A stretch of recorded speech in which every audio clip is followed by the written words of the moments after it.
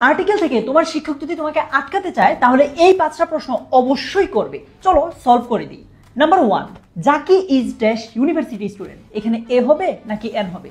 Simple হিসাব, যদি কোনো একটা শব্দ ভাওয়েল দিয়ে শুরু হয় কিন্তু উচ্চারণটা ইউ কিংবা ওয়াই এর মতো হয় তাহলে সেখানে এন না বসে এ বসবে। Number 2, Farhan is dash honest man. কোনো একটা শব্দ যদি কনসোনেন্ট দিয়ে শুরু হয় কিন্তু উচ্চারণটা ভাওয়েলের মতো হয়, যেমন ধরো এইচ, এখানে কিন্তু এইচ উচ্চারণ হচ্ছে না, উচ্চারণ হচ্ছে ও। অনেস্ট, আমরা বলছি না যে হনেস্ট। সো এই টাইপ সিচুয়েশনে এ না বসে এন বসবে। Number 3, English are industrious. English বলতে তো আমাদেরকে সাবজেক্টও বুঝাতে পারে, আবার জাতীয় ইংরেজ জাতিকেও বুঝাতে পারে। এই ইংলিশ দ্বারা যদি ইংরেজ জাতিকে বুঝায় তখন তার আগে আর্টিকেল দা বসে। সো কি হবে? The English are industrious. Number 4, honesty is the best policy. এখানে কোনো আর্টিকেল হবে না। কেন?